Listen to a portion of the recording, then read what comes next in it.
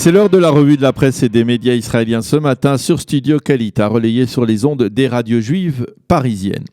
La politique et les élections du 2 mars prochain reprennent ce matin leur droit à la une des quotidiens israéliens avec une série de développements importants que nous allons détailler. Le premier, le plus important si l'on peut dire, c'est la décision prise hier dans un brouhaha sans nom par les membres de la commission permanente de la Knesset de voter en faveur de la formation de la commission parlementaire de la Knesset, celle-là même qui est la seule habilitée à débattre de l'immunité parlementaire du Premier ministre. Et les journaux s'accordent à dire ce matin qu'il est certain que cette commission lèvera tôt ou tard l'immunité parlementaire réclamée il y a 10 jours par Binyamin Netanyahou, puisque la droite ne dispose pas de majorité au sein de cette commission. L'immunité s'éloigne, titre ce matin en manchette le Yediot Aharonot. Quant au Israël Hayom, lui, il se focalise sur les efforts entrepris par Binyamin Netanyahou pour former un seul et unique bloc de droite à la droite du Likoud. Pour l'instant, le sionisme religieux a choisi de se présenter sous deux formations, celle de la nouvelle droite de Bennett et de Shaked, qui doit attirer les voix des nationalistes plus libéraux, proches du Likoud, et ceux qui ne veulent plus voter Likoud à cause de Binyamin Netanyahou. Et la seconde formation, c'est celle de l'Union de la droite religieuse qui s'est formée hier officiellement avec le Rav Rafi Peretz, Bezalel Smotrich et Ben Gvir, qui doit rassembler l'ensemble des tendances du mouvement sioniste religieux, des plus modérés aux plus radicales.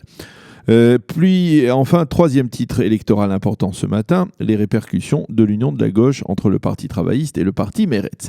La chaîne 12 a diffusé hier un premier sondage après l'annonce de l'union de la gauche et l'absence d'union de la droite, à la droite du Likoud. Ce sondage confirme que cette union entre Meretz et les travaillistes fait perdre des voix à la gauche qui n'obtient plus que 9 mandats contre les 11 que ces deux partis totalisaient séparément lors des élections de septembre dernier. Le sondage confirme aussi qu'une union de la droite religieuse est moins rentable, on va dire, que deux formations séparées.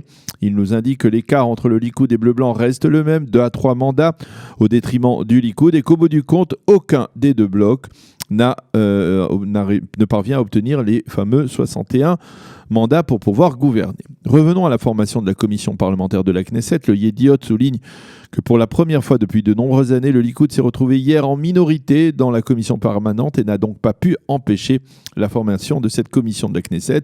Selon la composition de cette commission, on ne voit pas comment M. Netanyahou pourra obtenir une immunité, cette immunité qu'il a réclamée il y a une dizaine de jours.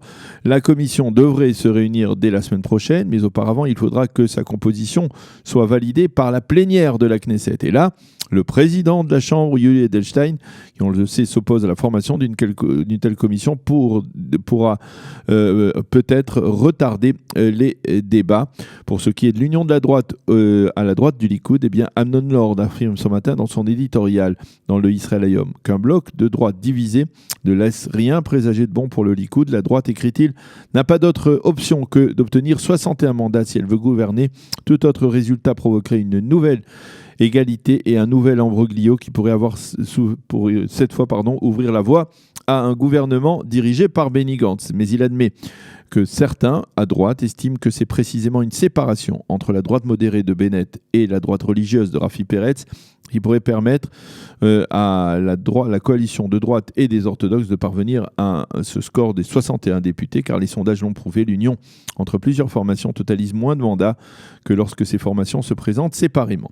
Il y a certains risques, admet Amnon Lord, mais cela peut élargir le réservoir des voix de ces partis, leur permettre enfin d'atteindre ensemble les 61 députés. Enfin, à propos de l'union de la gauche qui s'est officialisée donc il y a 36 heures, le Haaretz souligne que dans cette union, il n'y a guère d'amour, mais seulement une crainte, celle de ne pas passer le seuil d'éligibilité. Sever Plutzker, dans le Yediot Aharonot, écrit toujours à propos de cette union que l'échiquier politique israélien a besoin d'une gauche politique sioniste et idéologique. Il a besoin d'un parti qui reste fidèle dans sa plateforme aux accords d'Oslo et à un accord de règlement global entre Israël et les Palestiniens. Or, le bloc de gauche Meretz travailliste n'aura aucun poids s'il continue à se focaliser sur des messages sociaux ou encore sur son opposition personnelle à Binyamin Netanyahou.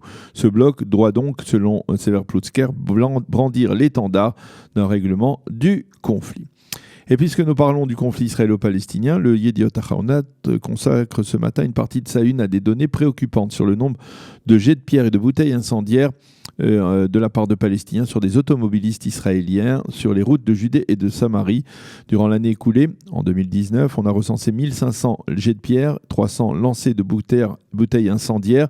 Mais le plus stupéfiant est qu'en raison d'une absence de coordination entre les différentes instances juridiques et militaires israéliennes, la plupart des Palestiniens qui sont arrêtés suite à des jets de pierre sont relâchés plusieurs jours plus tard sans avoir été inculpés. Le site Ynet nous fournit ce matin une information étonnante. Un jeune diplomate israélien, il s'appelle Yaron Vax, qui est encore élève au prestigieux cours des diplomates du ministère israélien des Affaires étrangères, a réussi, par une habile manœuvre, à déjouer une tentative de la Russie, soutenue bien entendu par les Palestiniens, de faire virer à l'UNRWA, la fameuse agence en faveur des Palestiniens, quelques 17 millions de dollars. 17 millions de dollars, en effet. Yaron Vax, qui siège comme représentant d'Israël dans la commission budgétaire de l'ONU, a annoncé que si la Russie versait ces 17 millions de dollars à l'UNRWA, eh bien, Israël réclamera un vote sur chacune des clauses du budget annuel de l'ONU, qui d'ordinaire est voté globalement et de manière consensuelle. Voulant éviter une telle démarche, certains pays de l'Union européenne ont finalement cédé et ont décidé de ne pas soutenir la requête de la Russie. Et donc, finalement, il n'y aura pas de budget de ces 17 millions de dollars qui n'iront pas donc à l'UNRWA, comme l'explique donc ce matin le site Ynet. Les quotidiens israéliens annoncent ce matin que le Premier ministre israélien a écrit une lettre personnelle à Naama Issachar, la jeune israélienne condamnée par la justice russe à 7 années et demie de prison pour avoir détenu dans son sac, vous le savez, quelques grammes de hashish. Dans cette lettre, M. Netanyahou promet de tout mettre en œuvre pour obtenir sa libération. Naama, nous ne t'abandonnerons pas, je suis avec toi jusqu'à ta libération. Dixit donc Binyamin Netanyahou, la mère de Naama. Yafa Issachar a remercié le Premier ministre pour cette lettre. Elle a confirmé que Naama l'avait reçue et que cette lettre lui avait remonté le moral. Les quotidiens israéliens se font également l'écho d'un fait divers social plutôt effrayant. La police israélienne a en effet démantelé ces derniers jours une secte religieuse en plein cœur de Jérusalem. À la tête de cette secte, un gourou, que l'on a du mal à appeler rabbin, qui avait rassemblé une 50aine de femmes autour de lui dans des conditions d'hygiène et d'esclavage particulièrement dramatiques. L'homme a été arrêté à la suite de témoignages de certaines de ces femmes qui ont réussi à quitter cette maison. Cela se passe dans le quartier de Géoula, le quartier orthodoxe de Géoula, au cœur donc de Jérusalem. Et puis nous terminerons cette revue de la presse israélienne par une initiative prise par le président du Congrès juif européen, Moshe Kantor, pour lutter contre l'antisémitisme. Une initiative essentiellement sur Instagram visant à rappeler au monde que 75 ans après la libération d'Auschwitz, eh bien, l'antisémitisme reste toujours vivace à travers le monde. Stop the Story, c'est le nom de cette initiative et le slogan que de nombreuses personnalités israéliennes, dont le président de l'État Reuven Rivlin, la mannequin Bar Refaeli et le footballeur Eran Zeevi, donc un slogan que ces personnalités ont brandi donc dans le cadre de cette campagne à l'approche donc des commémorations du 75e anniversaire de la libération du camp d'extermination d'Auschwitz, des célébrations, des commémorations qui se tiendront la semaine prochaine, vous le savez, à Jérusalem, en présence de plus de 40 chefs d'État, dont le président Macron et le président Poutine. Voilà donc pour cette revue de la presse et des médias israéliens ce matin sur Studio Kalita. Pour mieux s'immerger dans la réalité politique, sécuritaire, économique et sociale d'Israël, connectez-vous chaque matin sur Studio Kalita. Daniel Haïk vous y attend pour sa revue de la presse.